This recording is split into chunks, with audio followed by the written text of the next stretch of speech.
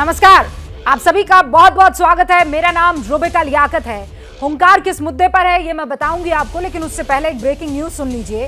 विपक्ष को एकजुट करने दिल्ली पहुंचे नीतीश कुमार ने कहा है कि वो पीएम की रेस में नहीं है, बल्कि विपक्ष की एकजुटता के लिए काम कर रहे हैं। उन्होंने ये भी कहा, मैडम आएंगी विदेश से तो उनसे मिलने के लिए स्पेशल तौर पर मैं दिल्ली आऊंगा।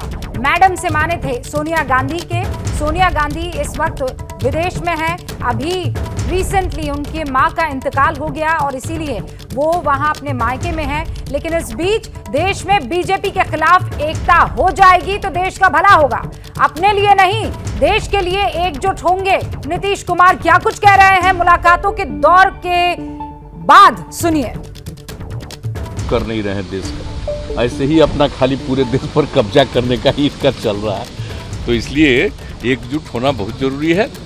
तो उसमें सब को देख रहे हैं कि अब इसके लिए कुछ दिन के बाद ये बहुत अच्छा होगा। और अब मेरे बारे में तो हम आपको बार बार बोलते हैं, हमारा निजी कोई चॉइस नहीं, हमारा बस एक ही चॉइस है कि सब मिल करके अधिक से अधिक एकजुट हो जाएंगे तो अपने देश के हित में वो काम होगा।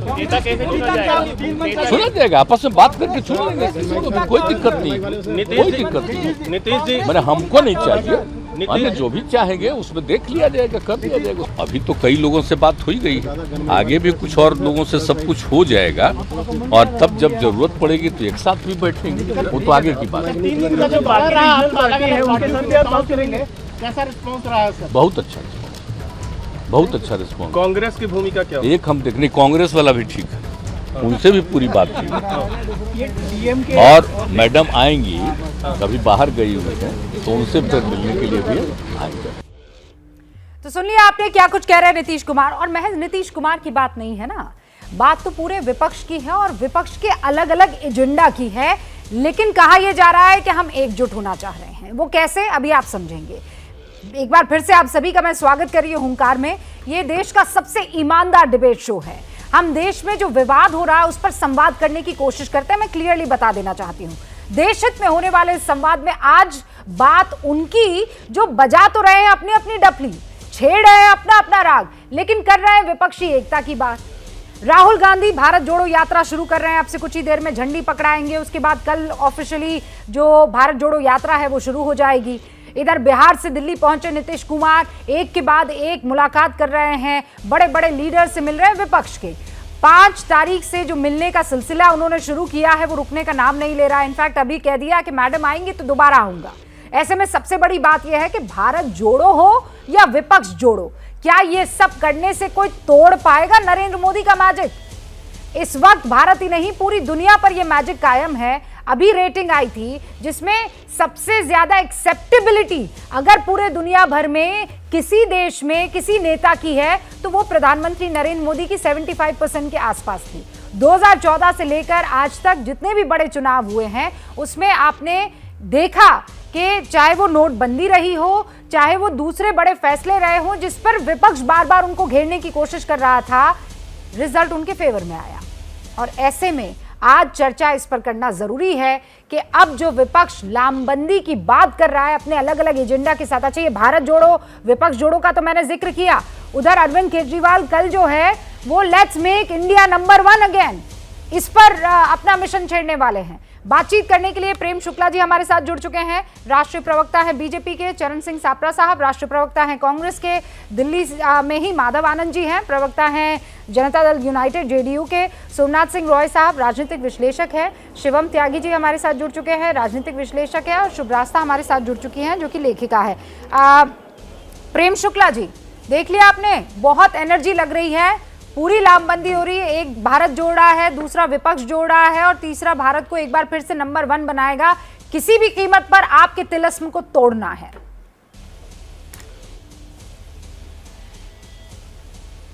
इतना तो मान रहे हैं कि तिलिस्म है, तो जब तिलिस्म है तो उस तिलिस्म को तोड़ने के लिए जो है इनके पास शक्ति की आवश्यकता है। वो शक्ति कहाँ है आप मुझे बताइए। जो विपक्ष जिस तरह से एकीकृत होने की बात कर रहा है उसमें से विपक्ष के पास 186 सीटों पर कांग्रेस पिछली बार भारतीय जनता पार्टी से सीधे मुकाबले में आई थी और 90% सीटों पर जो है कांग्रेस को पराजय का सामना करना पड़ा था। आम आदमी पार्टी 7 सीटों पर भाजपा से सीधे मुकाबिल हुई थी और 100% सीटों पर चुनाव हार गई थी।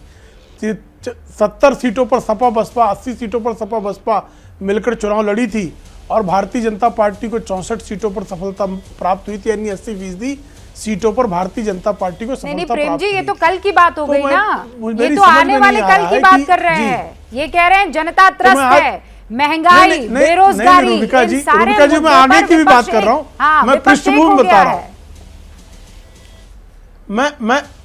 मैं वही पृष्ठभूमि आपको बता रहा हूं। विपक्ष एक हो गया। मुझे पूरा विश्वास है कि राहुल गांधी ने कम्युनिस्ट पार्टी का केरला में जो है कांग्रेस में विलय करने में उनको सफलता मिल जाएगी। AIADMK और DMK कांग्रेस में विलीन हो जाएंगी तमिलनाडु में। TRS और जो है तेलुगु देशम पार्टी एक हो जाएगी। मुझे पूरा विश्वास है कि YS जगन्नाथ YSR कांग्रेस जो जगनमोहन रेड्डी की पार्टी है, हाँ। और तेलुगु देशम पार्टी, ये दोनों का भी विलय आपस में हो जाएगा। आम आदमी पार्टी और कांग्रेस का भी आपस में विलय हो जाएगा। पश्चिम बंगाल में कम्युनिस्ट पार्टी कांग्रेस और तृणमूल कांग्रेस पार्टी का आपस में विलय हो जाएगा। मुझे इसमें कोई आशंका नहीं, कर ले विलय, वो कौन मना कर रहा है उनको। सुन लिया सापरा साहब, आप यहाँ भारत जोड़ रहे हैं, ये सारी पार्टियां भी जोड़ लीजिए, लेकिन वो जो आप चाह रहे हैं वो हो ना पाएगा। और विपक्ष में सबसे बड़ी पार्टी होने के नाते आप पर इसलिए लोग नजर गड़ाए बैठे हैं। आज भारत जोड़ रहे हैं आप लोग, आपके पुराने जितने छूटे साथी वो कह रहे हैं भैया हमको तो जोड़ लो पहले।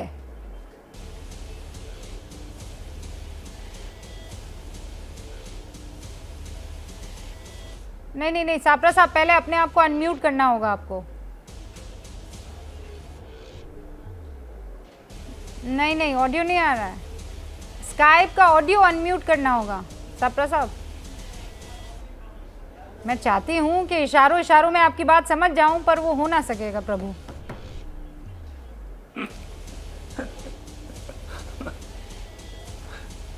हाँ, मैं ठीक कर लेती हूँ आवाज आपकी, उसके बाद आते हैं।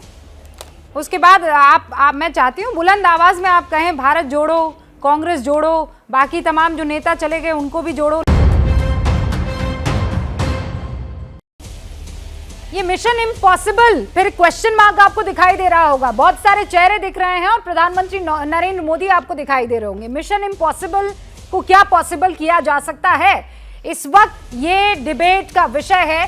लेकिन बड़ी खबर आपको बता देना चाहती हूँ, दिल्ली के मुख्यमंत्री पर अब सबसे बड़ी मुसीबत, केजरीवाल पर 26 लाख के स्टैंप ड्यूटी चोरी का आरोप लगा है।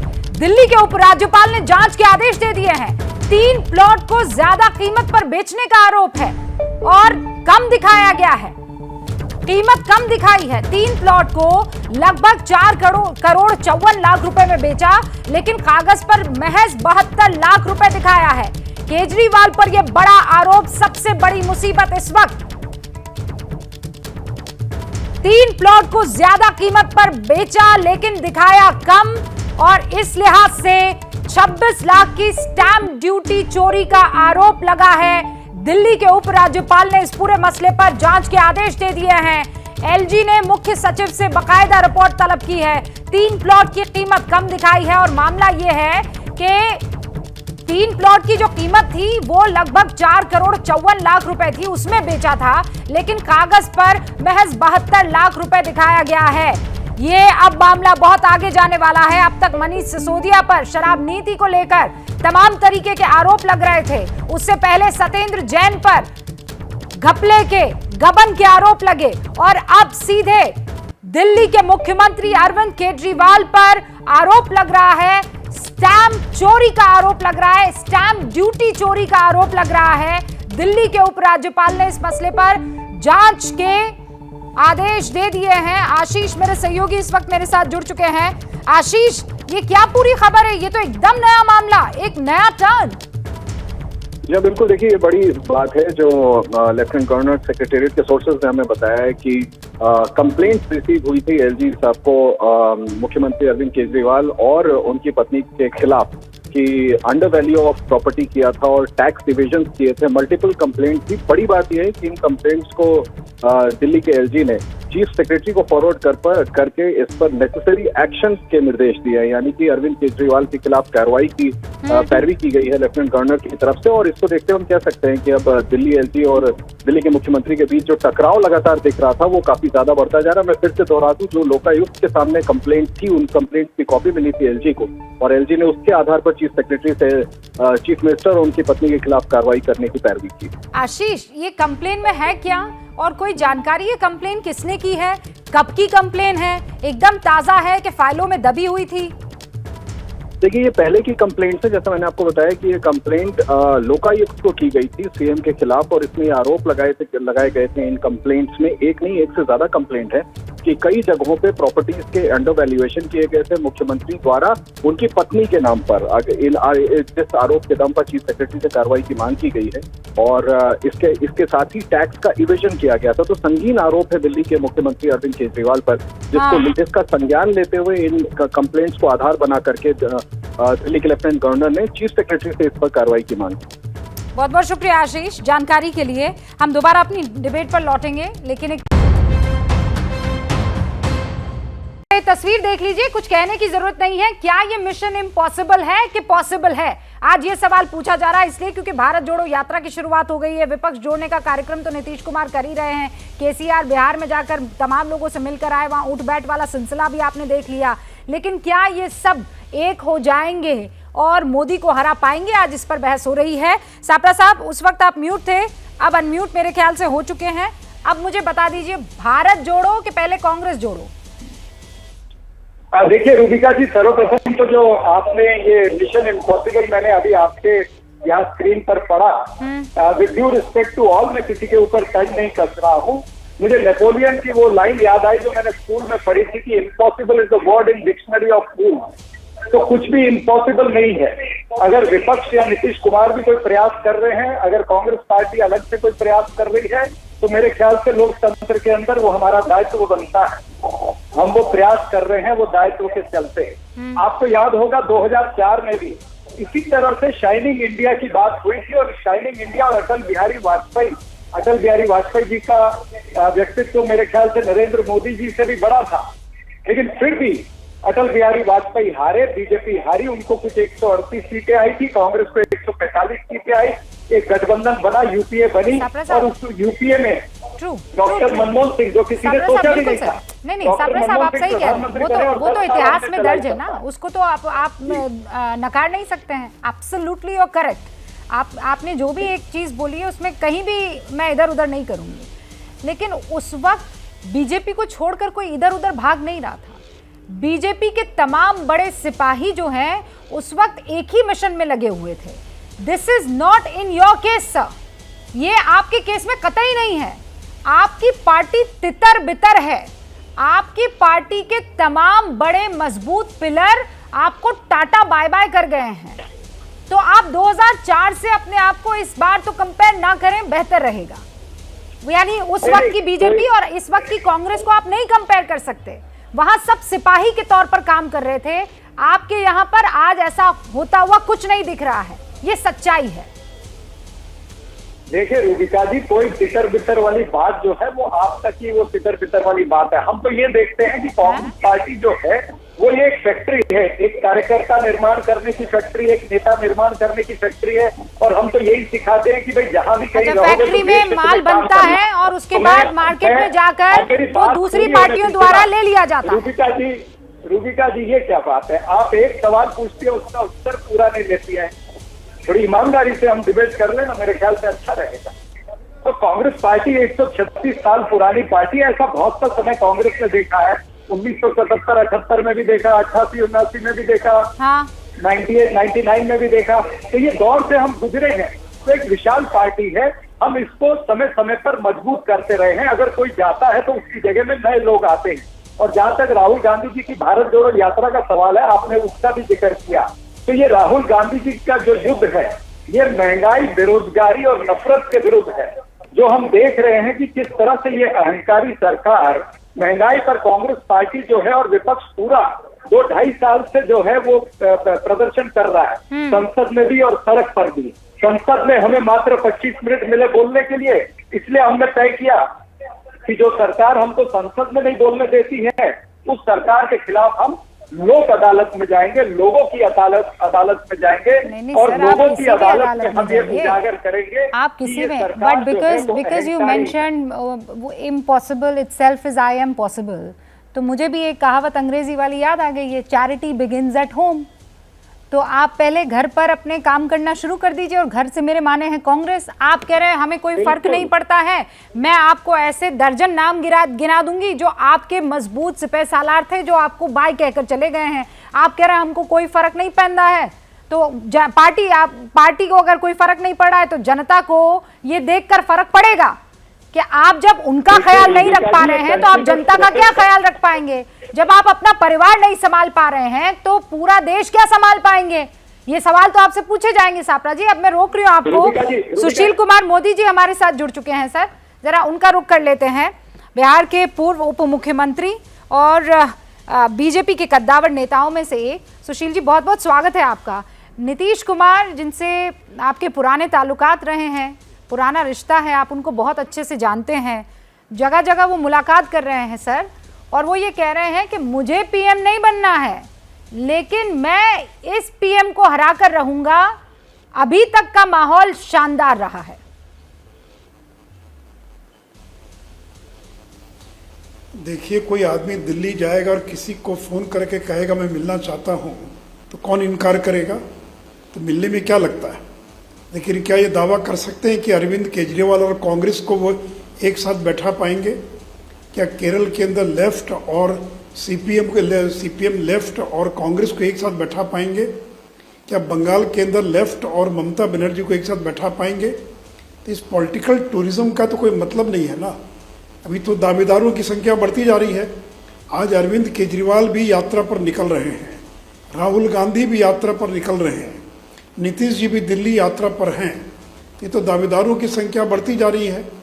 और जिस शरद यादव से आज वो मिलने गए थे, उन्हीं शरद यादव को इन्होंने कितना जलील अपमानित करके पार्टी से निकाला था। उनकी मेमोरी खत्म करवा दिया, उनका घर खाली करवा दिया। देखिए, अभी तक नीतीश जी ने अपने पार्टी के 3 राष्ट्रीय अध्यक्ष यानी जॉर्ज फर्नांडिस, आरसीपी सिंह, शरद यादव, 3 अपने पार्टी के राष्ट्रीय अध्यक्ष को जलील करके, बेइज्जत करके पार्टी से निष्कासित करने का काम किया। और आज जो ललन सिंह उनके पार्टी के राष्ट्रीय अध्यक्ष हैं, ये भी पार्टी से निष्कासित किए जा चुके हैं और फिर माफी मांगकर वापस आए। ये उपेंद्र कुशवाहा, ये भी इनके द्वारा एक्सपेल्ड किए जा चुके हैं। तो देखिए, अब इनको इसलिए दिल्ली जाकर कितना भी प्रयास कर लें, ये जोड़ नहीं पाएंगे, क्योंकि जोड़ना ये असंभव काम है। अब ये कोई कहे कि सब लोग ईमानदार हो जाएं तो भ्रष्टाचार खत्म हो जाएगा, सारे लोग अगर एकजुट हो जाएं तो नरेंद्र मोदी का मुकाबला हो जाएगा। अरे भाई, कैसे एकजुट हो सकते हैं। एकजुट होने का कोई सवाल ही पैदा नहीं होता है। नहीं, लेकिन सुशील जी ये जो तस्वीरें दिख रही हैं, चेहरे पर मुस्कुराहटें दिख रही है, एक अलग ही बॉडी लैंग्वेज, एक अलग ही कॉन्फिडेंस दिखाई दे रहा है, इसके क्या माने हैं। देखिए, ये मुस्कुराहट और कॉन्फिडेंस तो जब 2 सीट आई थी तो भी दिखाई पड़ रहा था। तो नेताओं के चेहरे की मुस्कुराहट और कॉन्फिडेंस पर मत जाइए। जब लालू यादव 24 पर पहुंच गए, उसके एक दिन पहले तक वो सीना तान कर करे थे कि सरकार बना रहे। तो इनके बोलने में और इनके करने में जमीन आसमान का अंतर है। तो इसलिए मैंने कहा कि भाई नीतीश जी अगर किसी को फोन करेंगे तो कोई मना करेगा क्या। अब मत आइए मिलने के लिए, या वो अगर मिलना चाहे तो कोई मना करेगा क्या। लेकिन क्या राहुल गांधी प्रधानमंत्री पद के दावेदार नहीं है, वो यात्रा पर निकल रहे हैं। और आपने ठीक कहा कि जिनका घर नहीं संभल रहा है, जिस व्यक्ति को ये नहीं मालूम है कि आटा लीटर में बिकता है कि किलो में बिकता है, वो खैर अच्छा 2 राज्यों तक सरकार सिमट गई, यानी कांग्रेस 2 राज्यों तक सिमट गई। तो आज वो यात्रा पर निकल रहे हैं। अरविंद केजरीवाल जी भी यात्रा पर निकल रहे हैं। आज हिसार से कहीं हरियाणा से यात्रा शुरू कर रहे हैं भारत को नंबर 1 बनाने की। अभी बहुत सारी यात्राएं, बहुत सारा पर्यटन, बहुत सारे लोग इसमें दावेदारी करने वाले हैं। लेकिन देखिए, तो ये नरेंद्र मोदी को कमजोर करना चाहते हैं। इससे बीजेपी को चिंता नहीं हो रही है, इससे बीजेपी को डर नहीं लग रहा है कि सबके सब मिल गए हैं, एक हो गए हैं। नहीं देखिए, डर इसलिए नहीं लग रहा, मालूम है कि ये कभी एक हो ही नहीं सकते। मैंने तो कहा ना, क्या अरविंद केजरीवाल और कांग्रेस एक मंच पर आ सकते हैं क्या, एक साथ चुनाव लड़ सकते हैं क्या दिल्ली में। इसी का जवाब दे दें केजरीवाल। और अभी जब केजरीवाल के सहयोगी मनीष सिसोदिया के यहाँ सीबीआई का रेड हुआ तो कांग्रेस ने उस रेड का स्वागत किया।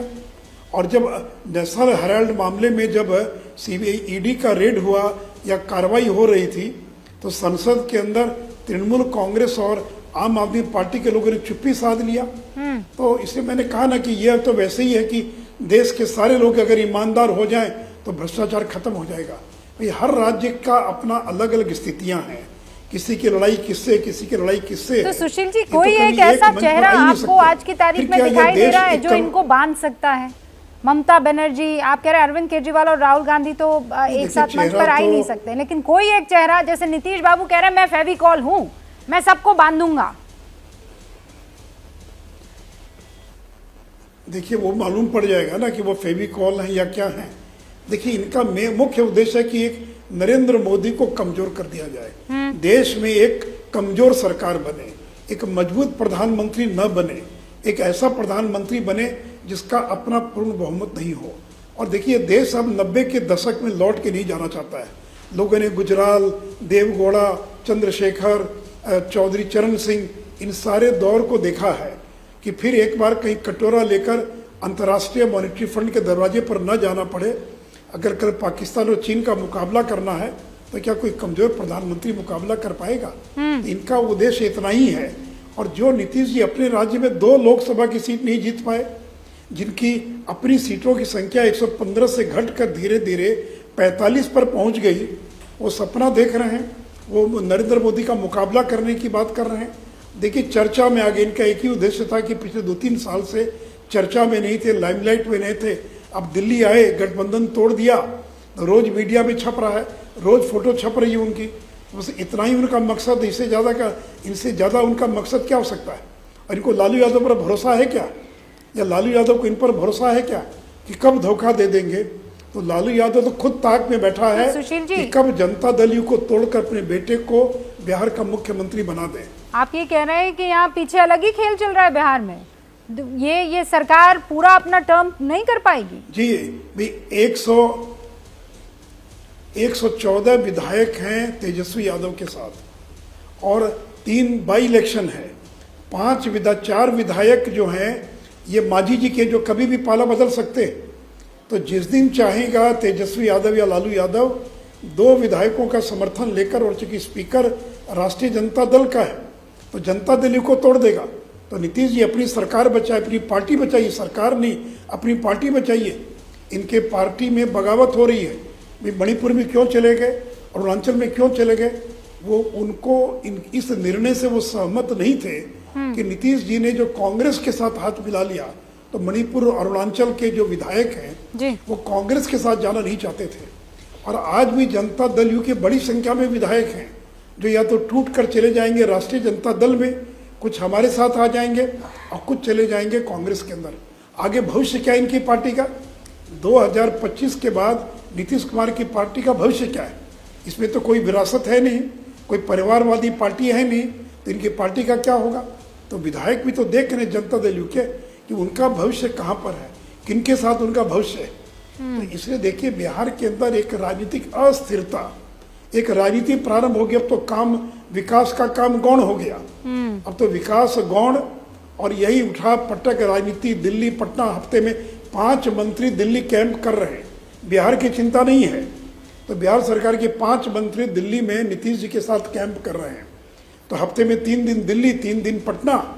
और बिहार जो है, जनता ने जनादेश दिया था आपको बिहार के मुख्यमंत्री के लिए, आपको इसलिए जनादेश नहीं दिया था कि आप हफ्ते में 3 दिन दिल्ली जाकर बैठें और नरेंद्र मोदी की सरकार को कमजोर करने के लिए आप साजिश रचे।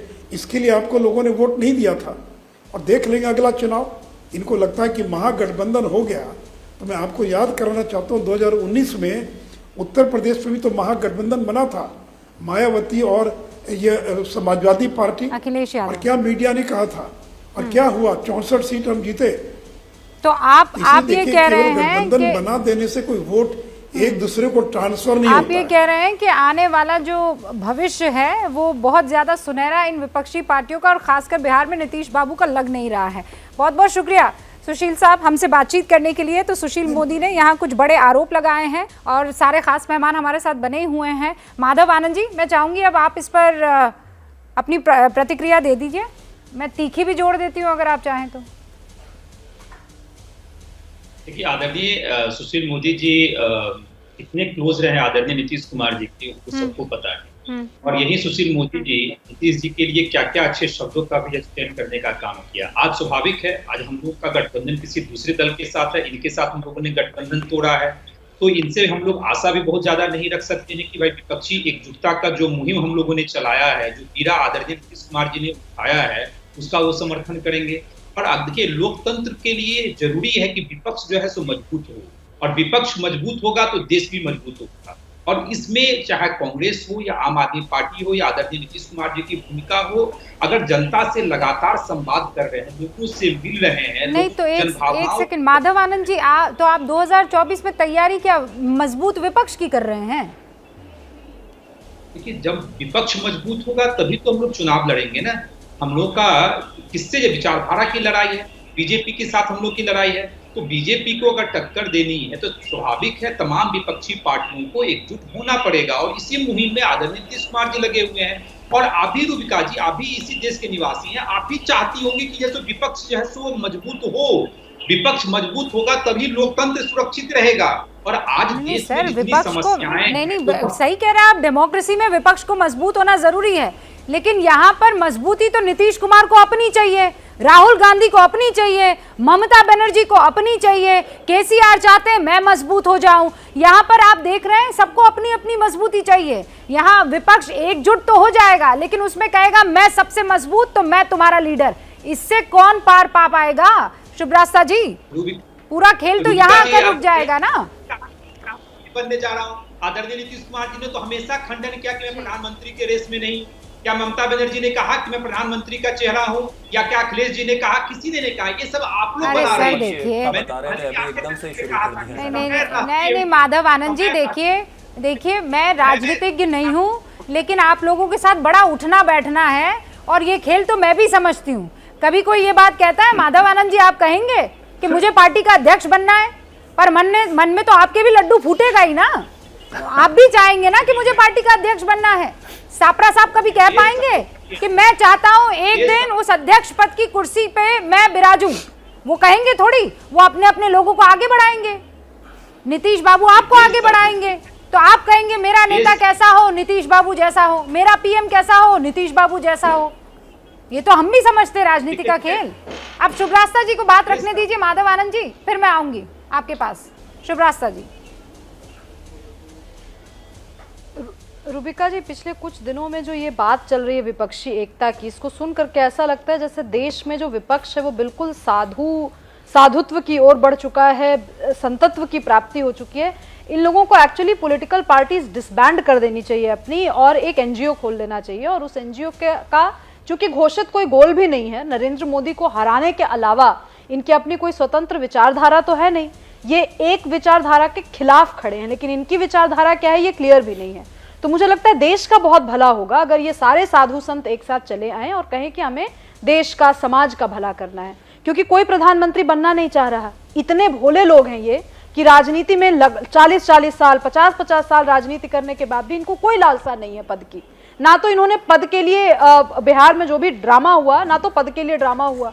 तो ऐसे साधु संतों को पाकर के तो देश की जनता धन्य हो चुकी है। ऐसा विपक्ष कभी देखा ही नहीं हमने कि जिसमें कोई प्रधानमंत्री बनने की रेस में है ही नहीं, लेकिन नरेंद्र मोदी को सब हराना चाहते हैं। किस पॉइंट पे हराना चाहते हैं, क्यों विरोध है उनका, इस बात को लेके कोई क्लैरिटी नहीं है। चलिए वो भी हम भूल जाते हैं, शायद डेवलपमेंट का इशू होगा इनका, बहुत तेजी से चाहते होंगे विकास हो। वो 10 पॉइंटर्स भी आज विपक्ष की तरफ से नहीं है कि वो किन मुद्दों पे काम करना चाहते हैं। ठीक है, मोदी जी ने गैस सिलेंडर अगर दिलवाया सबको, और वो जो कि घोषित रूप से एक बहुत ही सक्सेसफुल स्कीम वो रही। इनकी कौन सी स्कीम होगी? राइट टू एजुकेशन 2000 मुझे लगता है 2004 के जब चुनाव हुए थे तो शायद राइट टू एजुकेशन आया था। मतलब पिछला जो चुनाव था जिसमें कांग्रेस जीती थी, वो राइट टू एजुकेशन के बल पर जीती थी। तो कोई ऐसा ही राइट लेकर के वो आते, कुछ तो होता। लेकिन ये सिर्फ देश की जनता को ये इतनी भोली या इतनी बेवकूफ समझते हैं कि वो ये बोलें और हम इनका चरणोदक लेकर के और राम नाम भजें। भाई क्यों है आप राजनीति में? मुझे तो इसलिए, मैं तो कई बार ये चीज कहती हूँ रूबिका जी कि मुझे ना साफ सफाई से जो लोग होते हैं वो ज्यादा पसंद होते हैं। लोग मतलब पार्टीज की मैं बात कर रही हूँ। आपका घोषित एज अ पॉलिटिकल पार्टी आपकी घोषित राजनीति क्या है बताइए तो। आप क्यों साथ आना चाह रहे हैं? भारत को जोड़ना है। भाई भारत खंडित कब हुआ? ये बात हेमंत बिस्वा शर्मा ने कही, वो सोचने वाली है ना भाई। एक ऐसे स्टेट का चीफ मिनिस्टर जो पिछले कुछ ज्यादा नहीं कुछ सालों पहले इंसर्जेंसी से जूझ रहा था, वो चीफ मिनिस्टर आके कह रहे हैं कि भाई हमें तो जोड़ने की जरूरत ही नहीं। और सही बात है भाई, भारत कभी खंडित हुआ ही नहीं तो उसको जोड़ने की कौन सी बात? पता नहीं कौन है इनके कम्युनिकेशन एक्सपर्ट, जन भावना का सम्मान है इनके मन में। नहीं, इनको थोड़ा सा भी इल्म है कि मैं सापरा साहब चाहूंगी कि आप बताइए और सोमनाथ सिंह रॉय भी हमें बताएं क्या वजह है। रूबिका जी एक चीज मैं बता दूं, ये आइडिया ऑफ वन इंडिया है ना। हाँ। ये डावोस डूड्स का नहीं ये जो डावोस डूड्स हैं उनका लाया हुआ आइडिया है। ये आपके किंग्स कॉलेज लंदन में एक प्रोफेसर हैं जो अब नहीं है वहां पर काम कर रहे हैं। हाँ। ये उनका लाया हुआ कॉन्सेप्ट है। हर चीज तो चुराई हुई है इनकी। एक बौद्धिक खुद की विचारशीलता हो तो आप मुझे बताइए। आइडिया ऑफ वन इंडिया की क्या बात है भाई? आइडिया ऑफ इंडिया अपने आप में एक बहुत बड़ा एक यूनिफाइड फोर्स है। एब्सोल्युटली ठीक है, इस पर बात हो जाए। आज मुद्दा मिशन इम्पॉसिबल, क्या हो पाएगा पॉसिबल और क्या है वो मिशन इम्पॉसिबल कोट अनकोट कि क्या 2024 में सब एकजुट होकर एक चेहरे के पीछे यानी उस लीडर के पीछे चुनाव लड़ेंगे मोदी के खिलाफ? ये बड़ा सवाल है और शुरुआत इसकी हुई है भारत जोड़ो यात्रा से, जो अब से कुछ ही देर में शुरू भी हो जाएगी औपचारिक तौर पर। शिवम त्यागी, क्या ये हो पाएगा? रूबिका जी, जिसके नाना जी ने कुर्सी के लिए भारत को तोड़ दिया था वो आज भारत जोड़ो यात्रा लेकर चले हैं। उनको बहुत बहुत शुभकामनाएं। अगर जोड़ना ही था तो जो हिस्सा तोड़ा था उसको जोड़ देते।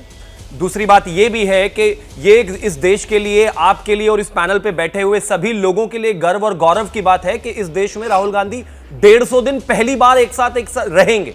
मतलब मुझे इस बात की उम्मीद कम है और मीडिया का काम अच्छा खासा इसमें बहुत ज्यादा एक्टिव हो जाएगा कि वाकई क्या 150 दिन वो इस देश में रहेंगे, क्योंकि आज तक तो ऐसा कभी हुआ नहीं है गृह मंत्रालय के रिपोर्ट्स के मुताबिक। एक और चीज इसमें बहुत इंपॉर्टेंट है वो ये कि अगर हम यहां टोटल इसकी बात करें कि भारत जोड़ो यात्रा में वो कैसे करेंगे, क्या करेंगे, वो महत्वपूर्ण नहीं है। बाकी ऑपोजिशन पार्टीज तो उनके साथ आएंगी ही नहीं, वो तो खैर संभव ही नहीं है। लेकिन क्या वो अपनी पूरी पार्टी को भी इस दौरान साथ रख पाएंगे? नहीं, अभी तक ऐसा हुआ नहीं है। जब से राहुल गांधी कोट अनकोट अध्यक्ष बने हैं कांग्रेस के, तब से अगर आप देखेंगे तो ज्यादातर 52 में से 44 चुनाव कांग्रेस हारी है। ज्यादातर सीजन लीडर्स छोड़कर चले गए हैं। पार्टी का बहुत बुरा हाल है। मैं तो ये कहता हूं कि मंगल ग्रह के लिए इस देश में इस दुनिया में 61 साल में 58 बार लॉन्च हुआ है, 23 बार तो वो भी सफल हो गए, लेकिन राहुल गांधी का लॉन्च हमेशा ही असफल रहा है। विपक्ष की जो तैयारियां हैं, लोकतंत्र में हर किसी को अधिकार है अपने आप को लॉन्च करने का, रीलॉन्च करने का, लेकिन ये इस देश के लिए अपने आप में बहुत अपमानित करने वाली बात भी है कि एक राजशाही परिवार के बेटे को इतनी बार लॉन्च किया जा चुका है कि अब तो देश भी थक गया। मैं आपको मौका दूंगी, लेकिन पहले रॉय साहब अपनी बात रख रहे। रॉय साहब, राहुल गांधी के नाम पर आपकी सहमति, आपकी पार्टी की सहमति, आपकी नेता की सहमति हो पाएगी? रूबिका जी, उससे पहले मैं बताना चाहता हूं जो आज डिबेट का जो आज हेडलाइन है मिशन इम्पॉसिबल, अब सही बोला है, मिशन इम्पॉसिबल। मोदी जी जैसे मैजिशियन होगा तो मिशन इम्पॉसिबल ही रहेगा।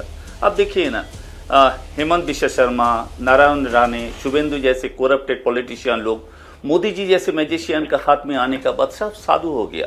देखिए ना, कोई भी स्टेट में बीजेपी हारता है तो मोदी जी का मैजिक से वो स्टेट भी बीजेपी का हाथ में चला जा रहा है। आप देखिए ना, आज पेट्रोल और डीजल का भाव सिर्फ एक मैजिशियन ही कहां से कहां पहुंच सकते हैं वहां पर पहुंच दिया है। सिर्फ ये नहीं है, आप देखिए आफ्टर इंडिपेंडेंट सबसे ज्यादा अनएम्प्लॉयमेंट ये मैजिशियन ही कर सकते हैं। मोदी जी जैसे मैजिशियन जितना दिन तक ये देश में है, मिशन इम्पॉसिबल है। आप लोग इतना डर गया, मैं बीजेपी वाले को देख रहा था, डर गया। राहुल गांधी का कुछ नहीं है, 40 सीट्स मिला था, फिर भी एक यात्रा कर रहे हैं 3700 किलोमीटर कैसा 570 किलोमीटर कैसे यात्रा कर, फिर भी आप देखिए हर टीवी चैनल उसका खिलाफ बोलना चालू कर दिया, क्योंकि बीजेपी डर रहा है अगर हो सकते हैं राहुल गांधी यहां से वापस करे। कांग्रेस, मैं कांग्रेस नहीं करता हूं, लेकिन मैं जानता हूं कांग्रेस का इतिहास देखिए, ये 125 बार ये पार्टी पूरा, फिर भी आज स्ट्रॉन्ग अपोजिशन करने वाले सबसे जो सेकुलर पार्टी है इंडिया में, one of the secular party का नाम है कांग्रेस। ये देश को भाग करने का चक्कर में नहीं है। मैं कांग्रेस नहीं हूं, मैं स्टूडेंट पॉलिटिक्स करके आया था। स्टूडेंट पॉलिटिक्स जब करते थे हम लोग को लीडर बोलता था उस टाइम, देश तभी दुर्बल होगा, वीक होगा जब कांग्रेस वीक होगा। कांग्रेस वीक हुआ, ये सोनिया गांधी, राहुल गांधी उसका बारे में यहाँ पर जो कांग्रेस का जो स्पोक्स पर्सन बैठा है वो बोलेंगे, लेकिन ये बात सही है, कांग्रेस को स्ट्रांग होना चाहिए। राहुल गांधी का ये प्रयास अगर कांग्रेस को स्ट्रांग कर पाए तो देश के अपोजिशन के लिए अच्छा होगा। तो ममता बनर्जी, नीतीश कुमार अपना अपना लड़ाई लड़ रहा है बीजेपी के खिलाफ। बनर्जी को कह दीजिए ना कि अपनी ताकत सारी की सारी कांग्रेस को दे दे। रुबिका जी, आप छूट के ही आए ना रुबिका जी, आप ये नहीं रुबिका जी, आप ये नहीं मानते हैं क्या डेमोक्रेसी में स्ट्रॉन्ग अपोजिशन रहना जरूरी है? ये नहीं मानता है क्या? मैं एक पॉलिटिकल स्टूडेंट हूं, मैं मानता हूं अपोजिशन स्ट्रॉन्ग होना जो पॉलिटिक्स में डेमोक्रेसी के लिए सबसे अच्छा है। और आप लोग क्या करना चाहते हैं? सिर्फ राहुल गांधी एक भारत जोड़ो पदयात्रा कर रहे हैं, हर चैनल में, तो होना चाहिए। राहुल गांधी का अगेंस्ट नहीं, राहुल गांधी के अगेंस्ट क्यों सर? हमने तो एक शब्द नहीं बोला। राहुल गांधी पूरा टाइम चमक रहे हैं टीवी पर, एक एक चीज उनकी चलाई जा रही है और आप बोल रहे हैं कि राहुल गांधी के अगेंस्ट है। यहाँ पर कोई किसी भी लीडर के खिलाफ नहीं बोल सकते सर, पर्सनल अटैक कोई नहीं कर रहा है यहाँ पर, और हम करेंगे। We are talking about his politics, your politics, your madam's politics. अरे मैडम, अच्छा, मैं एक मिनट, टीवी में आने के आप पीटर मुखर्जी, इंद्राणी मुखर्जी को दिखा रहा था हर टाइम टीवी में, इसका मतलब ये नहीं है आप उसका फॉर्म में बोल रहा था, उसका अगेंस्ट में बोल रहा था। राहुल गांधी को दिखा रहे हैं उसका अगेंस्ट, राहुल गांधी ये कर रहा है, राहुल गांधी से बीजेपी डर रहा है,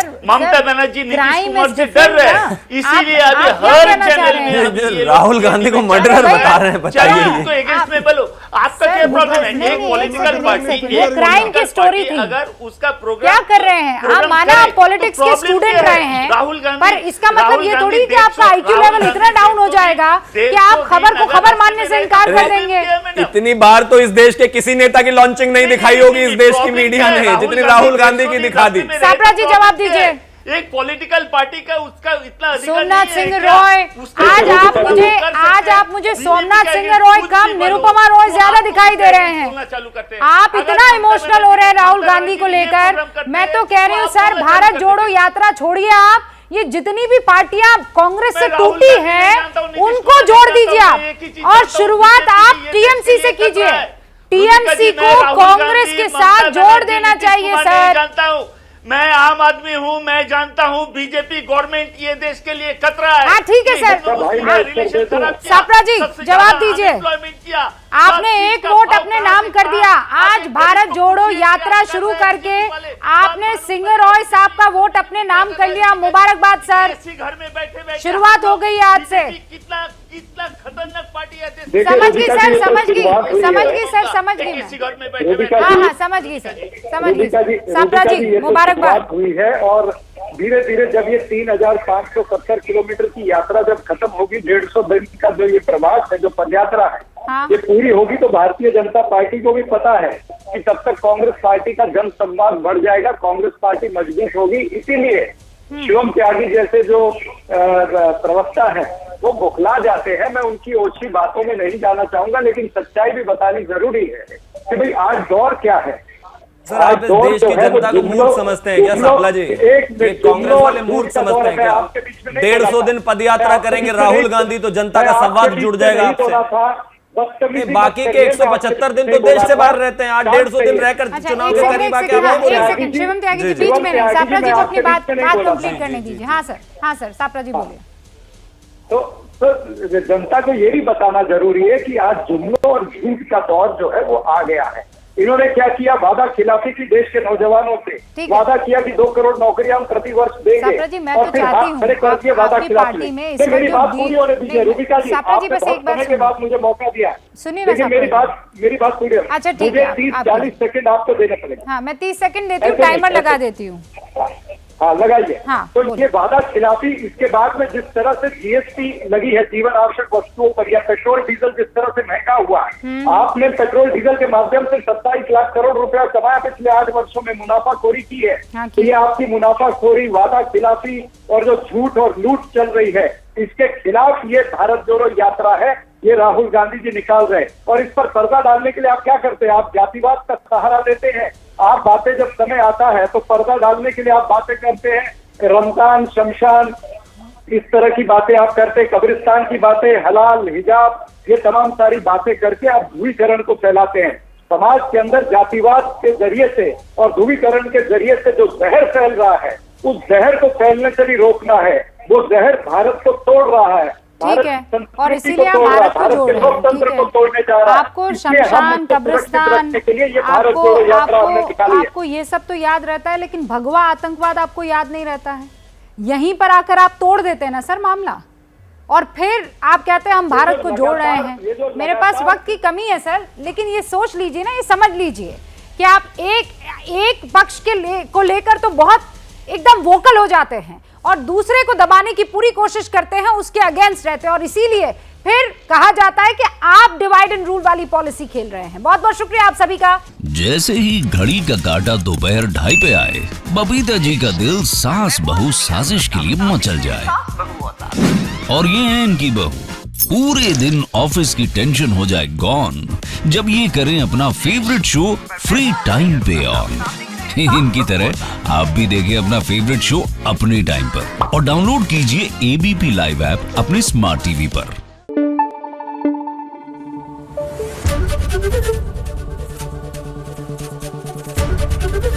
एबीपी न्यूज आपको रखे आगे।